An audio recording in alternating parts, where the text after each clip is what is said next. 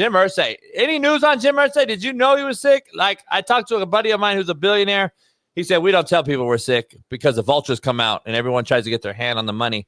So I'm trying to figure out what happened here. They say they died in his sleep. Kind of fitting that Halliburton hits the game winner on the night that Jim Irsay passed away. But I had no idea. But I guess we wouldn't know he was sick. 2 years ago, I know he had some real issues. He used to lift weights when he was much younger. And I think it kind of wrecked his body, a lot of painkillers. He lived a hard, fast life. He got a lot out of life. Yeah. And, that's the one thing about lifting weights. I don't think you could do it forever. And then the impact of it, if you have to start taking painkillers and other things to numb yourself, that also has a real impact on your insides. Like when I work out, I don't lift free weights anymore.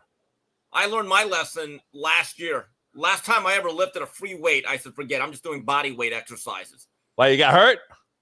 Well, okay, so this was Super Bowl week. Teofimo Lopez is fighting Jermaine Ortiz on that Thursday of Super Bowl.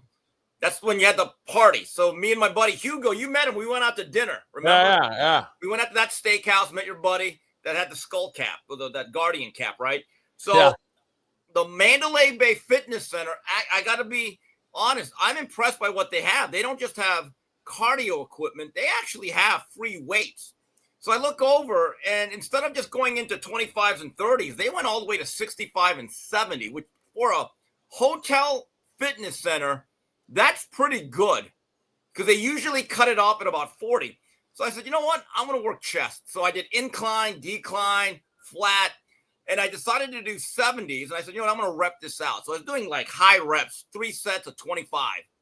And I felt I was like, that's pretty good. I still kept most of my strength. I was doing a lot of bands at the time, the resistance bands. When I woke up the next morning, I opened my eyes and I went, oh boy.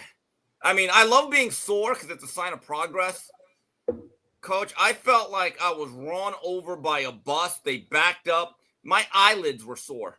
And I said, you know what? I'm going to hurt myself one day. So now basically, I would say 2/3 of my workout regimen, if not more, are just Mike Tyson push-ups. And if you've never done them, you should do them because it works out the whole body. It gets you sweating really quick. So I do Mike Tyson push-ups even as a warm-up. I do them in between exercises, and I'm probably in the best shape of my life. I can honestly say that. Yeah, Steve, I'm a huge I oppose anyone that out there lifting their youngsters with free weights. I even the science still there. I don't care. The science has changed. Yeah, the science may have changed from static stretching to dynamic warm-up. Yeah, that science changed a long time ago. I haven't stretched anyone because the cheetah don't stretch to go get some pussy. But I just know this.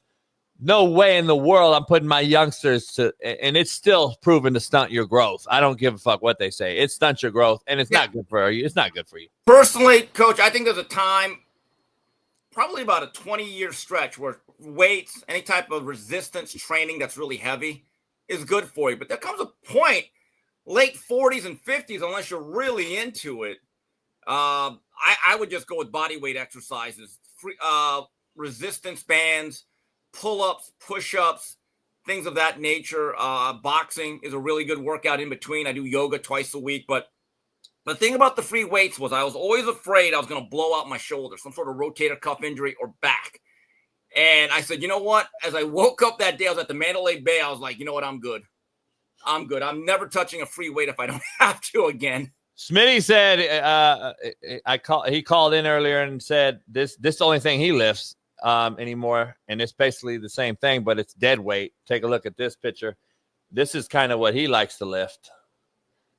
So if he can lift Tank DeMoss, I think it's the same thing as you lifting 300 pounds. But funny thing is, though, they just showed Irsay. Wasn't Irsay just squatting like 300 pounds like not too long ago? He used to be like a bodybuilder or a power lifter back in his young days. If you ever watched those interviews in the 80s when he took over the Colts from his father, he was a big, muscular guy. Yeah.